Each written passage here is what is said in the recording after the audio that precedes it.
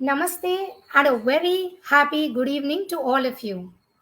I, Flight Lieutenant Sonali, moderator of the event, welcome you all on behalf of Women with Wings South Chapter. And today at the Roundtable Conference, our topic is gender differentiation at workplace and in various professions. Quite exciting, isn't it? Yes, generally the word gender causes quite turmoil in various sections. So let's see what we have for you, all of you today. And today I welcome two eminent speakers here, Miss Anisha Shastriji and Dr. C. Manohar. I welcome them, both of them, to this session of the day. Hi, thank you so much, Sonali, for having me. Yes, it's an absolute pleasure. So, to just begin with, I'll just mention a bit about Women with Wings. Women with Wings, we can say it's a thought process, it's a concept which works for the upliftment and betterment of women. All the like minded, strong, positive, powerful women come together, share their experiences and thoughts, and all those women who want to achieve something in their life. You know, many women have their dreams and they are not able to. At such time, women with wings spread their wings and take them under their wings to make them more powerful. So it's a beautiful concept. And under Women with Wings platform only, today we are having this roundtable conference. So, coming back to our topic of the day, which is gender differentiation, and at workplace and at various professions, I'm sure some people or many of them do face this. So, before we begin, I will just shortly introduce our speakers before we begin the topic. Everyone has to hold their breath because we really have wonderful people here.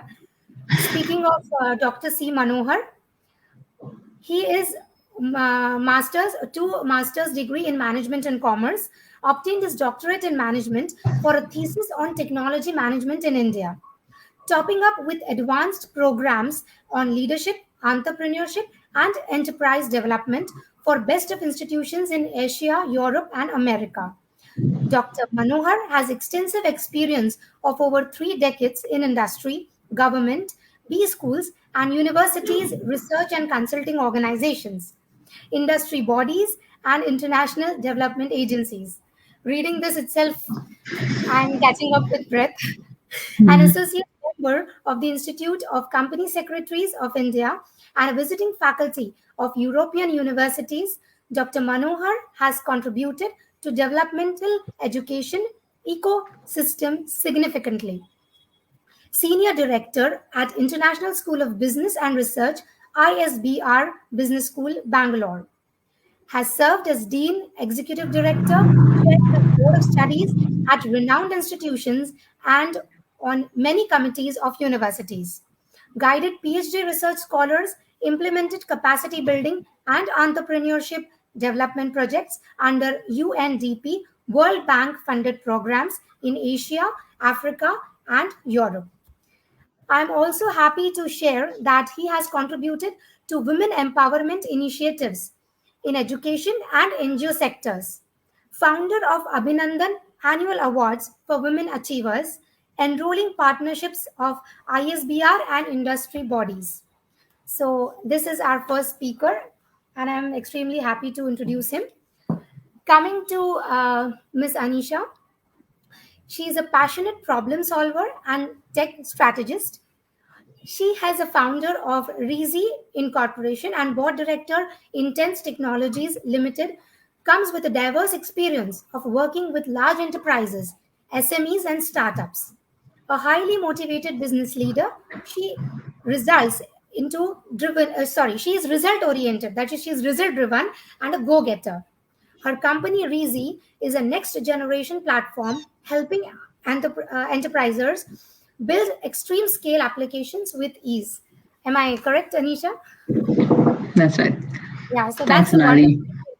absolutely wonderful thing because it's not easy to venture into own business, and then deal with lot many competitors. So absolutely wonderful. I Thanks. believe, yes, Manohar sir has joined us. Yeah. Welcome, sir. Okay. Thank you very Whether much. you do, Sorry for the yes. little, No, tech problems over there. no issues, Thank sir. you. No issues. Yes, no problem at all. And I just read your introduction, and it's absolutely an honor to have you over here Yeah, on this show. I heard the internet part of it. Okay. Yes. So let the event go, smoothly.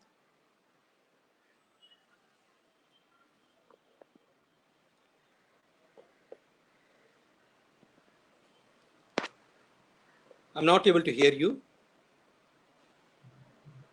Well, I think Sonali's video is stuck. We Now I have can hear 21st you. century technology problems. Yeah. Hello. Yeah, I know, but there should not be any technology problem because not the first time that I'm getting into this.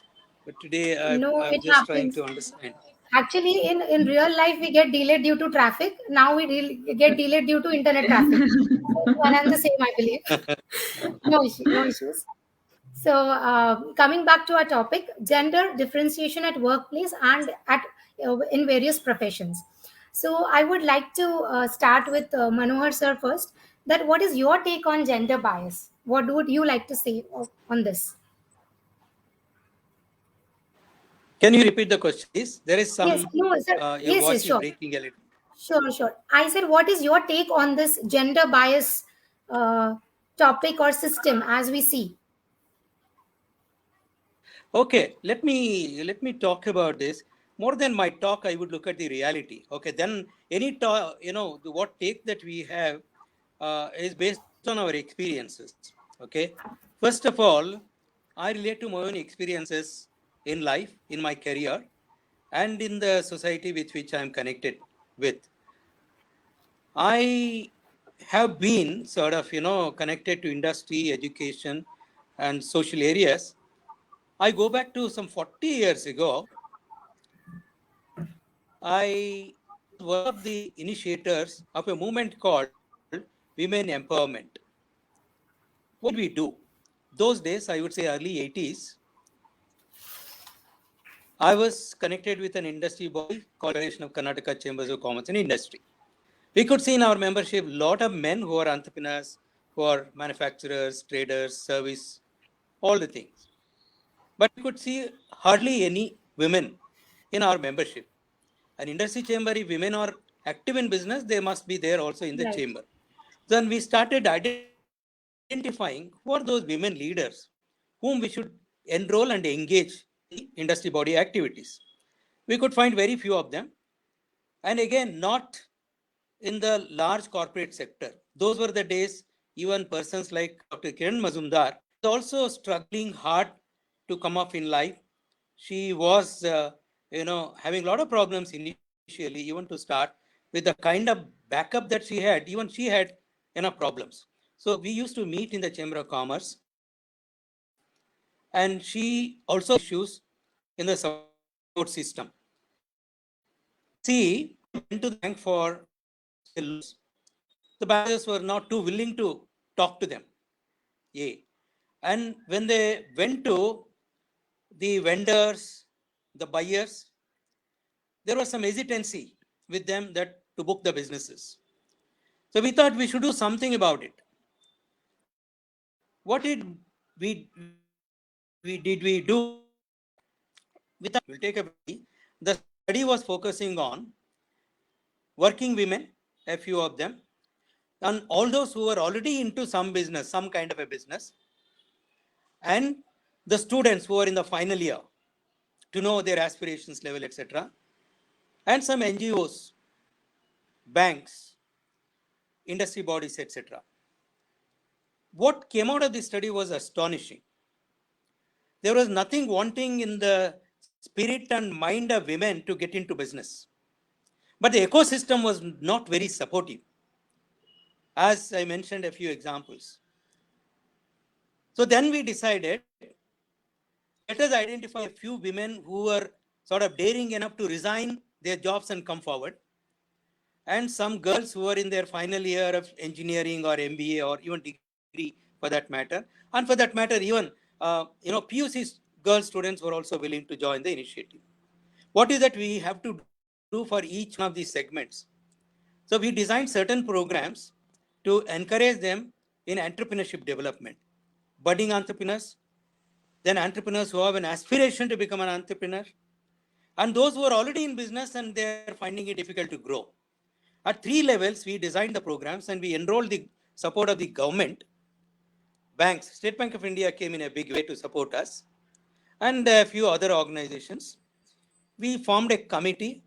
We started moving, and we could see in about 2 years' time, an association was born called Awake, Association of Women Entrepreneurs of Karnataka. Now, this association was born out of those initiatives.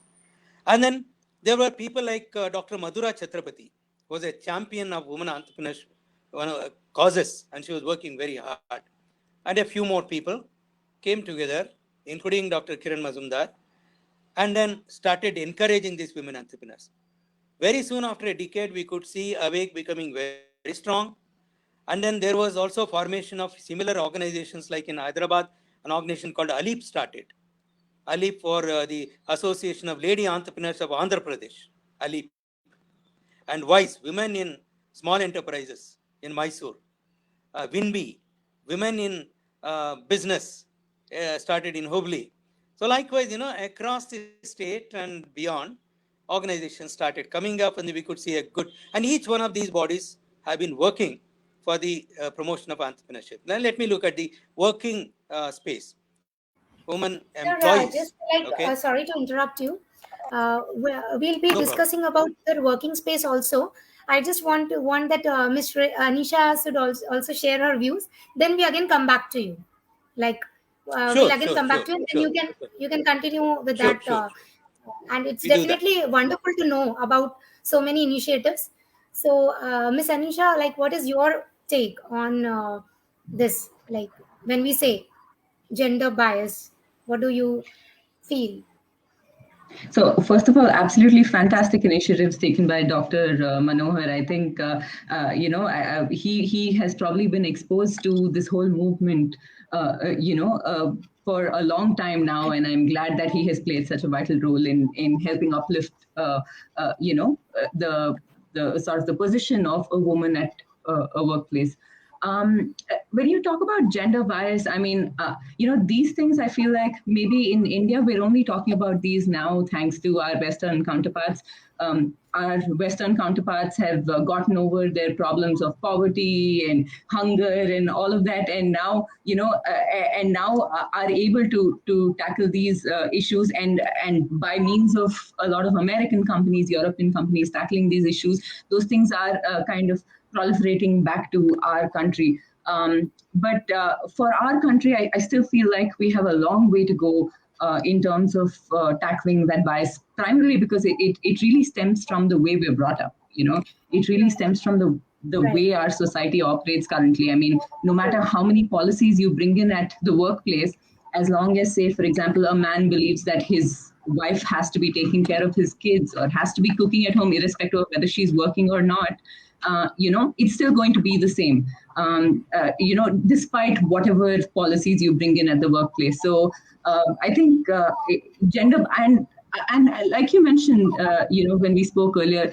gender bias may not just be only with respect to women. It also happens with men sometimes, right? Like a lot of job profiles, you don't hire men, because you believe that only women can do a good job at that. But maybe there are men who are passionate about those roles as well. So I think it works both ways. Of course, because we have had a long-standing,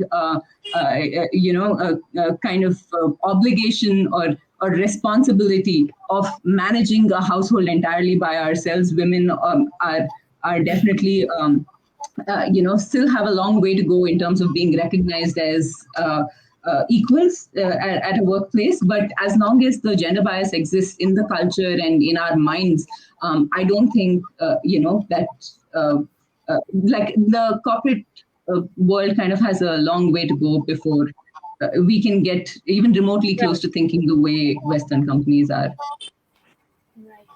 Very true, Anisha. As you said, that mentality matters. What we think, because nowadays we do see that a lot of men work do equal work at home also, and it's not the same as past situation. Here, I would like to quote um, Gloria Steinem. She has said that a gender equal society would be one where the word gender does not exist, where everyone can be themselves. So this point often comes up when we talk of gender bias. Everyone feels that, oh, the women are, they are being harassed, or they are only suffering. So coming back to, moving forward to our next question, I would like to ask Dr. Manohar that, sir, what do you think? That, do you think, according to the present scenario, when we talk of gender bias, does it mean that only the lady or the females are suffering? Do the men don't have any issues, or do they equally face such situations when they have some kind of lady bosses who are quite tough at Okay, times? I think there is an answer in your question. You said, are they equally? Certainly not equally. Okay, women are more, I would say, facing this issue rather than the men. Not that men don't face it at all. We have seen in the field of education itself, in my own experience, I've seen my colleagues and kind of things, a lot of sexual harassment cases on the bosses and the colleagues for no reason, without there having been a fault on the men colleagues at all, just for the spate of it, or for taking some kind of a challenge. And so I've seen this. The cases have gone to the court, and court has sort of dropped those cases. So in my own experience, I have seen that not all women are fair in to their profession and their colleagues. So men, particularly when it comes to post matters, okay, many men also have suffered for no reason at all, because some women have taken it as an instrument to harass the men. If they don't get the favors that they are looking for, or if they don't get the liberty and the freedom that they want to do, not necessarily for the sake of the organization. So we have seen that. So it is not equal, though, because more women have suffered than men. That is also true. And what is the kind of, it's the nature of sufferance that is what is important. A, when it comes to the matters of elevation in the career for a working woman, the rules have no gender. Okay, the framework of rules have no gender at all. It is equal to men and women, and all of them have got equal opportunities. Absolutely, When it comes to absolutely. appraisal system, when it comes to recruitment system, and kind of things, except where there are certain jobs where, because of the physiological reasons, all women are not fit all kinds of jobs. Okay, barring that, I don't take it as a inequality. That is fair quality. I mean, True. equanimity. That's, one should be able to do Absolutely. the things. So that is very, where physical strength is needed, where you need to lift True. things, and particularly you go to the manufacturing industry at the floor level, you can employ women only for certain tasks and not for all tasks. A. B.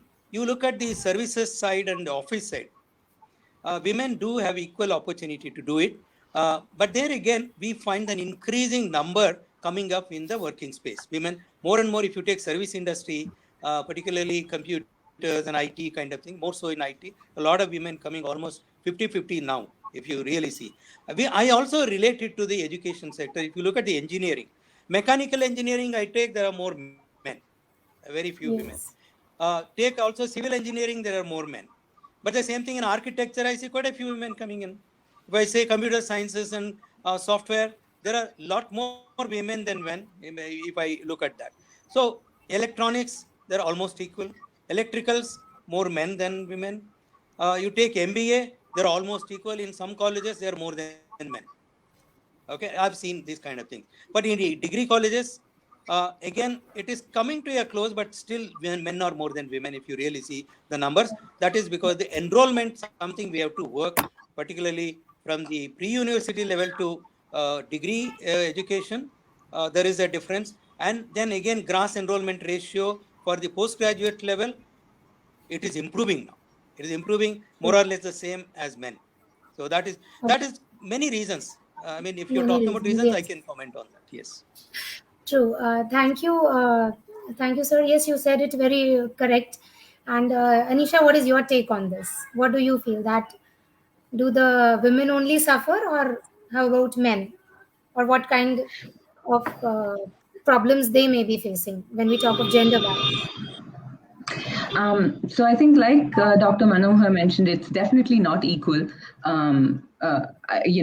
For the sheer fact that women had been kind of suppressed from even speaking out or coming out and wanting to dream for so long, of course, women are probably facing a lot more than men, but that's not to say that men don't. Like, for example, Dr. Manohar is from the academia, from the academic section. Now, how many teachers at like primary school, middle school, high school levels have you heard of who are men? So even if men want to teach and are passionate about teaching kids, inherently, I think the society would look down upon a male teacher at a school as opposed to a female teacher. You would by default just assume that you had a ma'am, in school and not a Yes, sir, right? yes, And there are so many other professions also like that where you specifically want women than men, but of course that ratio is just incomparable because there are so many more true. where women cannot even dream of wanting to be there. So I think yes, what you said is correct. Similarly, when I think of soft skills training, more it is said that it is a women-oriented field right, because women have that kind of nature, or they will be right. more active in that. As one of our in the audience, Anjali Sharma has said that the things will change when there is a change in mindset, when the mentality changes. And also, we have a question from the audience. Meetu ji has put it that how this gap, it's very much here, much talked about the topic, but how much has changed in terms of ground reality, how to bridge the gap. So what is your take on this? Thank you, Meetu ji, it's a wonderful question. So how do you think that how do we bridge the gap, starting with Manohar sir? I believe his video is stuck. Yeah. Hello.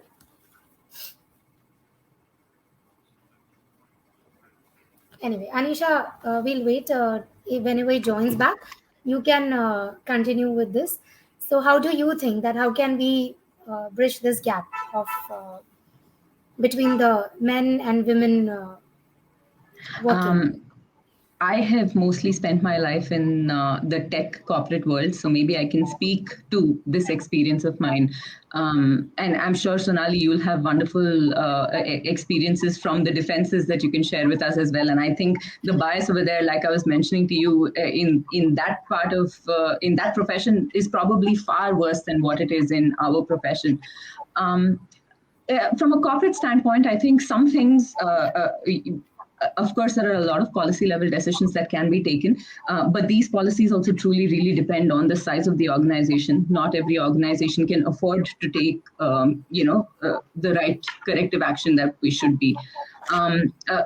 In terms of in the corporate world, one thing I would say is flexibility. When COVID hit us and everybody moved to remote work, I'm sure you heard it as well, and I have witnessed it with so many of my female colleagues saying their work just increased tremendously because now they had kids sitting at home, husbands were also at home, in-laws were at home.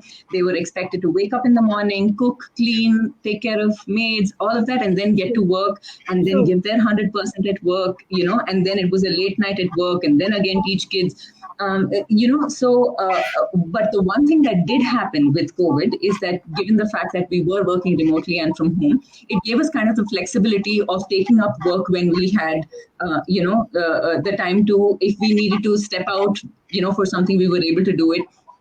So flexibility, certainly, but I am the kind of feminist where I'm not just going to speak about how we can make things better for women, and I want to make things better for women, but I feel like more strongly if we teach men that it is important to also know, like, for example, the example that I just stated, the COVID working at home example.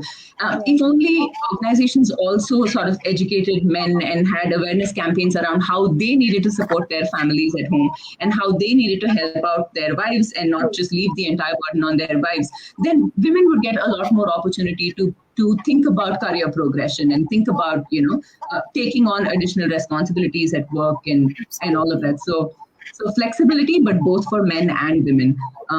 Even in terms of parental leave, I have classmates in the US. Basically, what they would do is in a week, the father would work 3 times a day out of home in a week, and then the mother the remaining 3 times a day. And that's how they would balance out, handling their kids.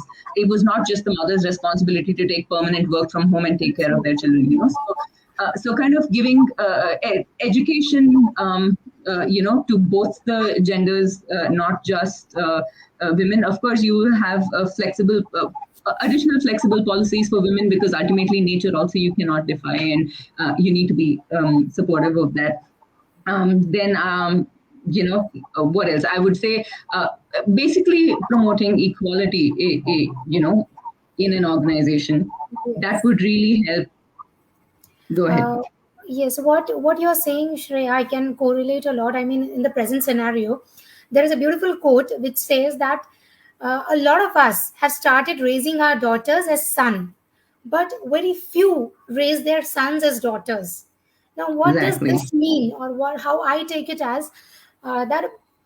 Do you really teach your son to cook, or to take care of the house, or to take care of the little ones at home, or exactly what you expect from the daughters? And as you said it very rightly, I'll take a leaf out of that. That in COVID situation, what happened exactly was that a lot of women who were at home, they started entering into entrepreneurship. A lot of ideas have been developed, and equally men have contributed in the housework. I mean, there have been a lot of jokes also floating around on this, that sir, I'll finish off my utensils and then join the meeting. That is what men keep saying. But I mean, it's on a lighter note. However, I really feel that yes, men also have come forward and realized, as you said, that they can equally take the household responsibilities, and not that they don't do it, but looking at the scenario that they go out and women are at home, it becomes the primary responsibility of the lady. So it's a very, very beautiful thing you said. And here is a quote which I would like to say, that which is said by Purnima Maneji. She's served as a president and CEO of Pathfinder International. A world full of empowered women isn't one where men are marginalized. It's a world where everyone thrives. So we are basically looking for both of them having equal opportunity. Welcome again, sir. I believe a lot of disconnection today. You're able to hear me? Can you please repeat the question now? Yes, I will. Now again. I will. No worries. I will. You are able to hear me? Yeah, I can hear you now. Okay. I said welcome again to the show. And Thank you. we were talking about how to bridge the gap between this dissimilarity, or where we feel that there is some bias, either for a men or women in any profession. So, what is your take on that? That is what we were discussing. Let's look at the segments and the sectors where it's what is happening particularly. Let me start from where we are. Like if you take the corporate sector, there's a push, very, very effective these days, because at the time of freshers induction itself, there are training sessions that have been started on the post, because both men and women are put together in a group, and the post sessions have been conducted. They are given enough awareness about it. Training is also given for their internal committees to take care of those things. So there is enough, I would say, framework of a regulatory framework. At the same time, more importantly, what is I consider more important is the relationship. You can't enforce a thing all by law. So you have to create that congenial atmosphere for men and women to work together in a nice atmosphere, without giving for any kind of what we call it not desirable. Okay, that's first thing. Then do enough to create a understanding between men and women.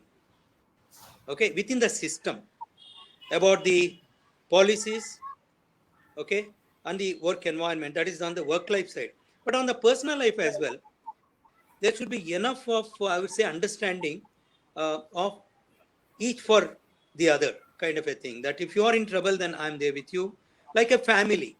Okay, so we should create that kind of a bonding. I've seen that happen in our institutions. Okay, we have more women than men working in our organizations. We have seen that kind of a bonding that is happening. Okay, so they sometimes go beyond the work framework and then try to help them. We have seen that, but at the same time, we give a boundary to them, like beyond which they should not really get into. Okay, that is very important. That depends on the leader as well as the participants. That's very important. Two, if you take the organized sector, definitely the post kind of things. Educational institutions, again, we have our own systems to take care of these things. But where the problems are, if you look at the MSME segment, particularly certain categories like garment manufacturers, there are issues. Definitely there are issues. Because you are not able to enforce the POSH as effectively as you could do it in other organized sector. Okay? Right. For many reasons, social reasons, family reasons, the ecosystem around that, these are all there. But unless women come forward to express and then, register their protest or bring it to the knowledge of their superiors, things will be difficult to handle it. Third thing, in the social circles, today it's a free society. We have seen in the colleges, in the offices, outside in social life, there is enough freedom for people to be together. But I have not seen any kind of an obscene anywhere, at least in Bangalore, where we can't control situations where people are unfair to each other. But where the complaints come is primarily in the organizations. But in terms of opportunities, let me look at certain sectors. Today, I look at the politics. In the last 30 years, there are enough and more opportunities given to women through reservation and non-reservation as well. We have seen excellent leaders emerging in the political system today. They are far more effective. Look at the center, look at the state. They are very, very effective. We have had very strong chief ministers. Take Tamil Nadu or Andhra Pradesh, or not Andhra Pradesh, take Bengal and all those kind of places. And you see very strong chief ministers we have seen. And the numbers are not adequate. Numbers definitely are not adequate.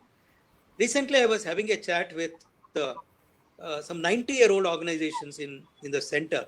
It's called the Association of Indian Universities. Okay, it's a 90-year-old organization, and current Secretary General is a woman, lady Dr. Pankaj Mittal. I was talking to her.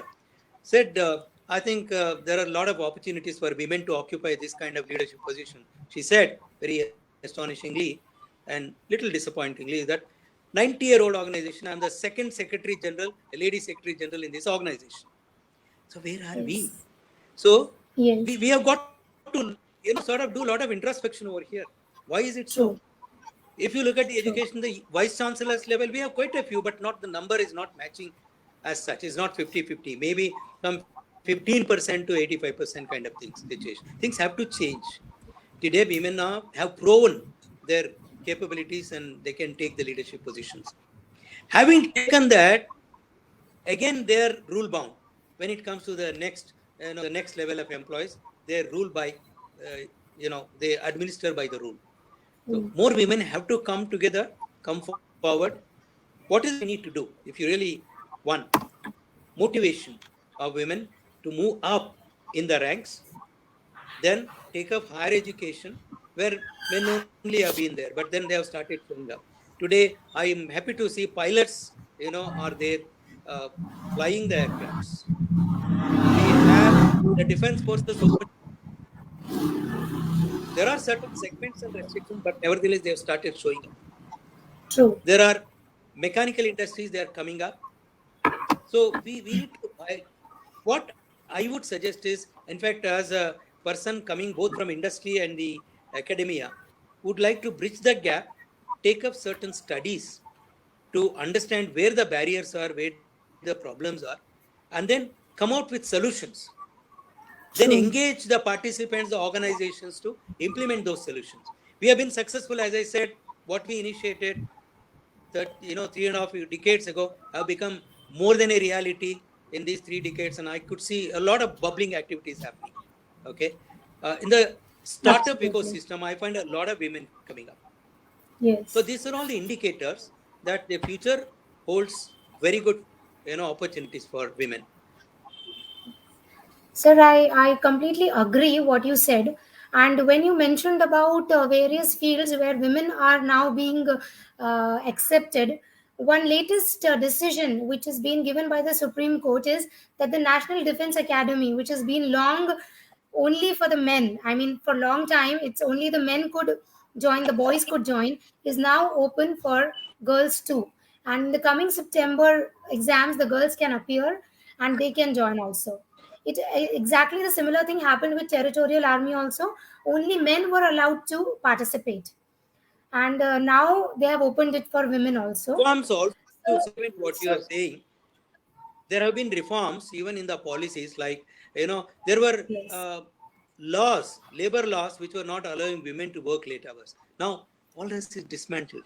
Today law permits, all these labor laws do permit women to stay, work in shifts. That's yes, made possible, and we, and yes, that we all all, happened in the last 3-4 years time.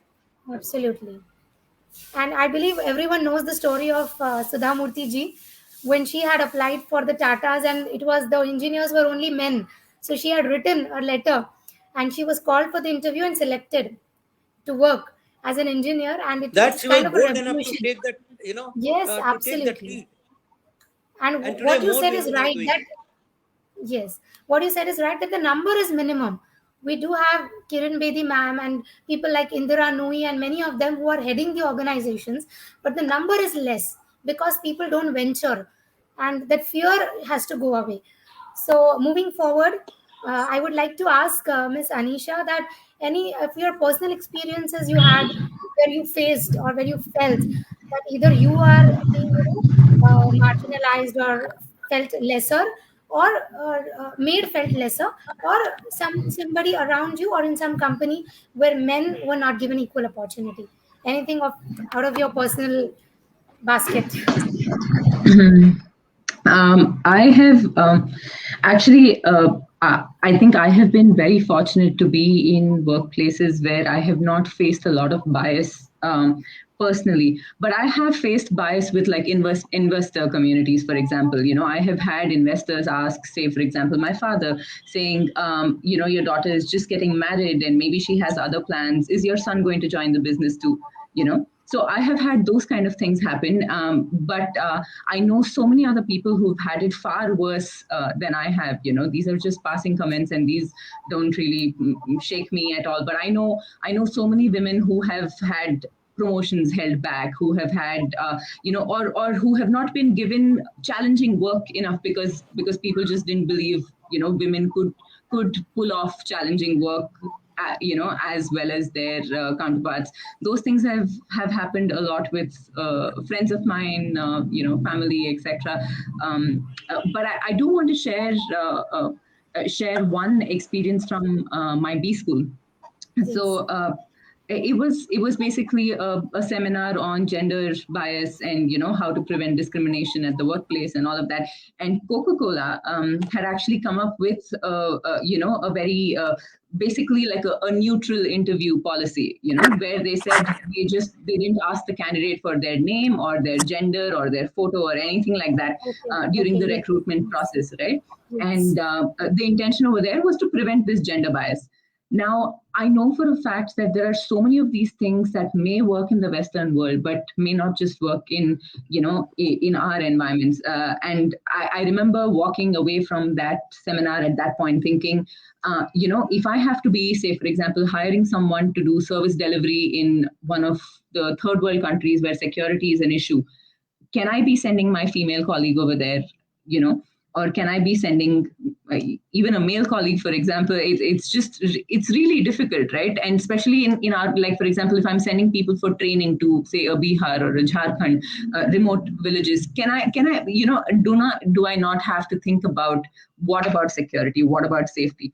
So I think in our country, especially if we want to implement things that help prevent gender bias, we have to be looking at things specific to our country. We have to be keeping in mind that in our country, safety is still an issue, security is still an issue. We have to be also keeping in mind that in our country, women are not as encouraged to even think about working, let alone dream to grow in their work, right? So whatever we think of in our country, whatever we think of in Indian companies, we'll have to sort of tailor it to our environment and not just be blind about what the Western world is following. Absolutely. Absolutely.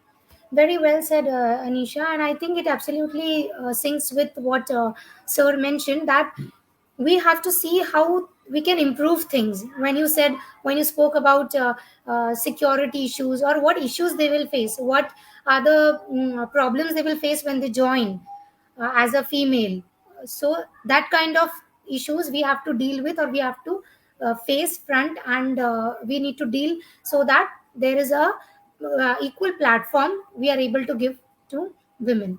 So Women as coming well. back to you, like would I'm not sure if he's Oops. yeah, I think he's lost. Okay. Yes, Oh, he's he's there. back. Yeah. Sir, any of your personal experiences you would like to share? I mean, any of these things?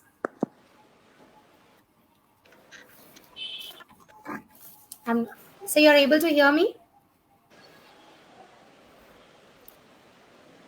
Am I audible? You're able to hear me, sir? I'm not able to hear you. Now I can hear Hello? you. Yes. Okay. No, I was asking, Yeah, I like, can any hear of you. your yes, yes, any of your personal experience or experiences you would like to share regarding such kind of bias you would have faced or seen. I would put it this way. Personal experience, yes. As I told you in my career, having worked in industry, government, international agencies, and I've lived abroad also for projects of World Bank and kind of things. I've seen this kind of a biases not just confined to India; it's there everywhere. One, including in Africa for that matter.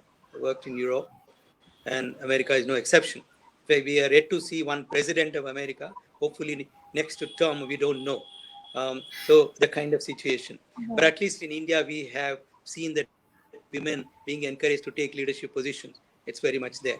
So in my own personal experience, in the teaching field, we have a lot of women who have shown, particularly higher education or primary education, lot more are there. They're all encouraged, principal level to the teachers to mentors and all that. In the higher education, in certain areas, like if I take HR, there are more women, whereas in finance there are more men. If I take operations, there are more men. And if I take certain other software area, as you mentioned, soft skill training, there are more women now coming to, Yes. so we have those kind of differences we can see. But we always encourage there is equal pay, equal opportunity. So that is one policy that we follow. And I think that should be for everywhere. The same type of job, irrespective of gender, they should get the same kind of privileges and returns and rewards. That should be, as a matter of policy, implemented. And there are certain privileges you have to give because of the gender issues. You have to facilitate, be it health or the work-life balances, those kind of things, because women do much more work than men do. If you really look at it, you go back home and then you have to do the cooking, you have to look after children, kind of thing, which men are exempted from some of those responsibilities. Okay, I'm not Sir, envious I of that, won't say but exempted, but I can say that Should that not this be is where we exempted. are trying to this is we are trying to strike a balance, that they should not get yeah, exempted. work-life balance is very important, very, very Between. important. You know, so Yes. that is very important. So in spite Right. of all that, we got to create an ecosystem where they feel encouraged. Motivation is very, very important. Sometimes girls themselves, just this week only, I was interviewing a couple of girls and boys together, and some jobs, it was marketing job. One girl said, "Oh, it's a bank job, and they're putting me into marketing. They may ask me to go and sell deposits and get new customers. I will have difficulty." I said, "What is the difficulty you have? If others can do, you can do. Are you not going to your bank as a customer? Are you not seeing the women working at the counters there?" I said, "Yes, yes, but still, sir." I said, "Why?" It's a attitude that that cell has to be broken. Finally, I was Yes. able to, I succeeded in, convincing her that you must take this job, and she has taken it. Yesterday only she signed off and then said, yes, I'm joining. So what we need, we Wonderful. need some kind of a ecosystem for mentoring these women, Yes. in terms of Absolutely. opportunity Absolutely. areas, bridging the gap. We have to create those bridges. So in Yes. playing Yes. that mentor role, also both men and women have the role to play. Only women Yes. mentoring women or men mentoring men is not going to work. It has to be a mix. Yeah. You know, it's very, very important that we do that. Yeah. Yes, sir. I think it's brilliant because as a leader, when you show trust in your employee or in your uh, uh, team, then it makes a lot of difference. The girl was probably able to overcome because you showed trust in her or you made her feel confident. So that is a very big thing. And when we are talking about professions and all, I would like to say add a little here that when I joined, I did face a little opposition from the outsiders, not from family. That why is she joining Air Force of all the things? If she's an engineer, she can Mm. work somewhere in a company. What is the requirement? Because she'll go there and it's not good and this that and a lot of things. But my family had been very supportive, and when I joined, as I mean, I was working only amongst men. So there were 350 airmen and 15 officers right in my first station. So I was pretty foxed because as a I just passed out from college and everything new to me, I didn't know what to do. But I can say one thing, that I got tough bosses who gave me challenging tasks and not made me feel weak.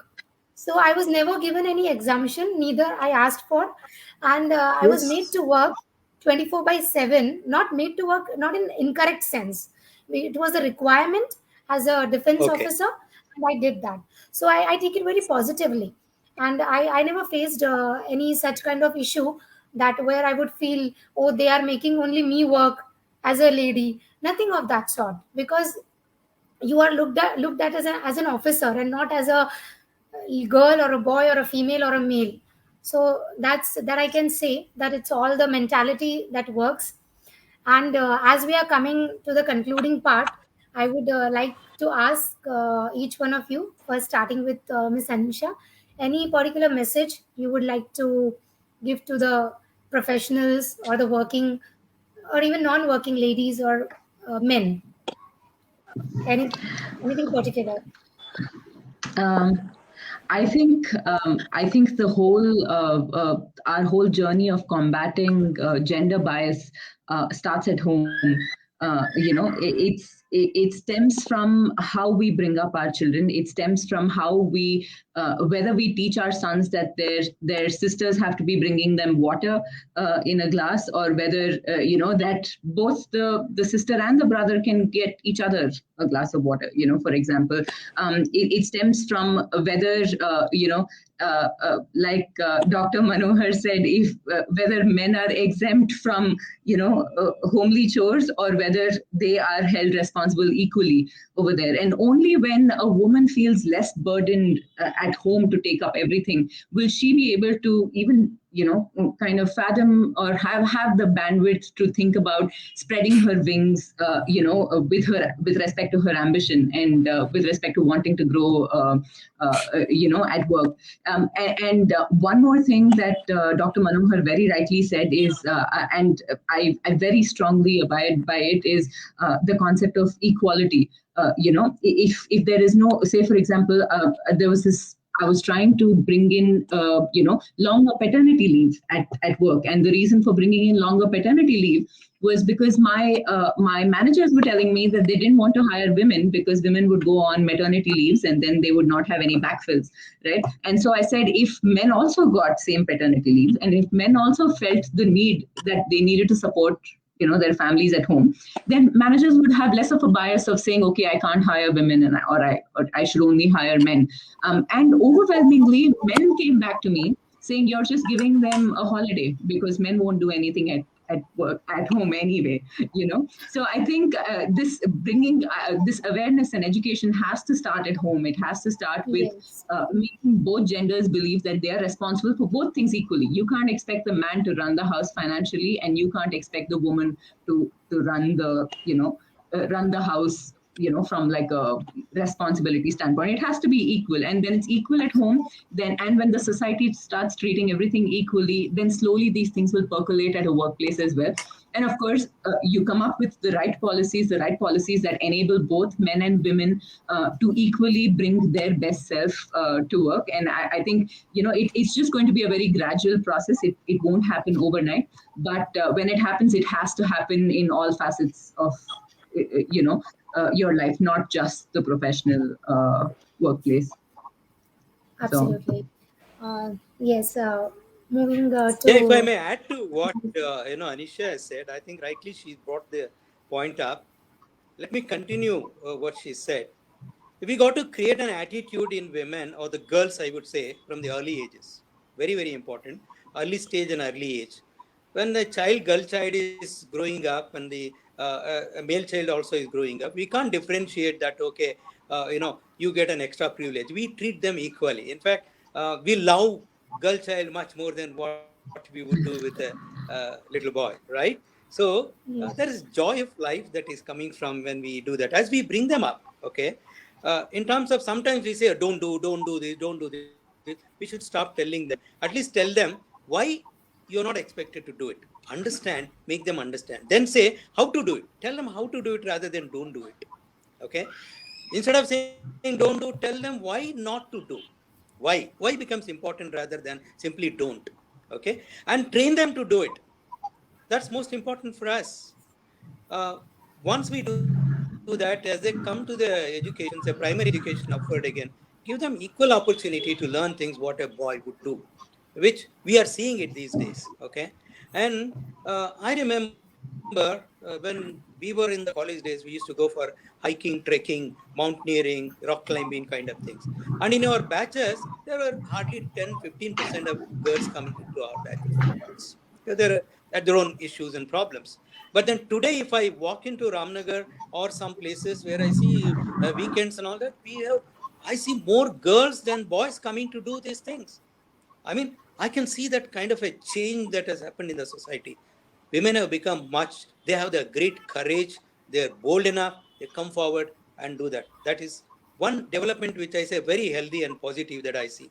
And you take a look at volunteering and the NGO segment.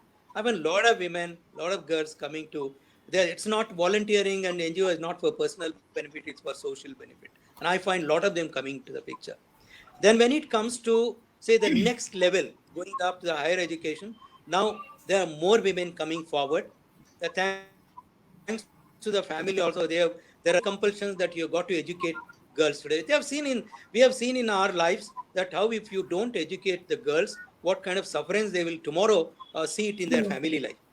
So that has made us, yes, let us now stop all those things and create enough opportunities for girls to get educated. Maybe there are some Yes. delayed marriages. Earlier, they used to get married at 20 plus ready for marriage. No, it doesn't have to be. Give them good education, make them more powerful and empowered to stand on their own leg. Afterwards, if you marry them, they are much more stable and safer than before, I would say. So even the families where they go, they accept them better. And that is what is today's situation is changing. And when they take up the job, normally the companies, they post them outside their hometown. It used to happen in banking Yes. sector now, but they're all unit wise. The company, city specific companies, they don't have such worries. They can join. But when they do it, my observation and my suggestion as well is that they should come out openly, and there is the elder society that has to encourage them to do it. What we're doing it in our institutions, as in the organizations wherever we are connected. Like, first break the barrier that you can't do, accept that you Correct. can do, then ask what you want if you want to do it. So that way we are able to change their mindset. You meet our boys and girls, they are Very true. very rigorous and vigorous and then active, energetic. They do everything. They take up all tasks. They are very motivated. And Yes. if you see motorbikes, parked before my institution, at least, if not half, at least 30-40% of them are by girls today. Motorbikes, not the scooties, I'm talking motorbikes. Okay, so Yes. that is the kind of a development and the change that we have seen. And whenever they are going hiking, and I can see, bike riders who are women and girls, bike riders Yes. going on kind of. There is a, Yes. I There would are say, sportsmen. attitudinal change. There is a change, definitely. The mindset is changed. People are Absolutely. willing to take up such, yeah. I don't say take risk, but take that challenge. That gives them a lot more Yes. confidence in life. And then certainly work life, uh, training is the same, work function or the JD is the same. Performance has to be different. It can be better than men when it comes to delivery of work. We have seen that happen. It all depends on what kind of opportunity we create for them. In fact, I was a founder when I initiated something called Abhinandana Yes. Women Achiever Award about 13, Yes. 14 years ago, with the collaboration of the Chamber of Commerce, started identifying women who have achieved. We introduced three concepts. One is shining star, those who achieved something; rising stars, who begun and rising; and then the raising stars, those the Okay. early birds kind of things. The little children. Yes. When we did that Nice one. initially, okay, then we moved to educational institutions. Today it has become a big movement. Every year we have Abhinandana awardees, right from political leaders to administrators to scientists and engineers, doctors, lawyers, cultural dancers and actors. Every actresses, everybody have been involved today. That's the kind of IceBear is hosting every year for that matter, as a collaborative effort. So I see the quality of people who are coming today as the awardees is the amazing change that I see. So we have, today, even in the diplomatic life, a lot of people who become consul generals and ambassadors kind of thing, that is again rising. So these are all the indicators, I would say. This is not all, but they are only indicators. But we have a long way to go. Having said that, let me say that we have a long way to go. We have to make that Absolutely. path smoother. It's very, very important. Yes. You can't Yes. just do it by rules and regulations. You got to do it with commitment, devotion, and dedication. Accept them as what we are. So that's the way it goes through. Yes, what you said are very very golden words, very valuable input you have given. Because with both of you having varied and rich experience, I think it's been really wonderful. Coming to the concluding part, I would like to say that change is the only permanent thing, as we say, and as correctly said by Miss Anisha, charity begins at home. Oh, When we'll start changing the mentality, when these girls and boys grow up and they become entrepreneurs, they work in a company, they will never differentiate. And personally I feel, as even Dr. Manohar ji said, that physiologically, biologically, our bodies are different. So it's not that every woman has to go and lift weights and bricks and everything. Each individual, be it a man or a woman, each individual, as per their choice, interest, uh, physical capacity, they should enter into their choice of field, and which should be permitted and not denied, either by the society or by parents, relatives, friends, anybody, everybody. That is most important. That is when we will say that yes, we are at the same platform, and this word gender itself won't exist, because each individual is different. I'm absolutely happy, and it's been a pleasure to have both of you on this session, and really thankful to both of you.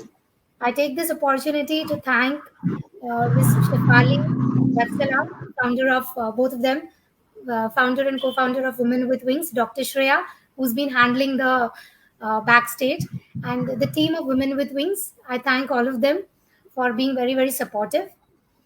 And absolutely, it's been wonderful to know your views. Thank you so much for being here. Thank you, Thank sir. you so Thank much you. for having us, Sonali. Thanks. And thank Thanks. you so much to the audience for bearing with us. Take care. No, Bye bye. it was wonderful. Yeah, absolutely wonderful to know your views and points. So we'll conclude here now. And thank you so much. Thank Right. you. Thank you, Mr. Manohar.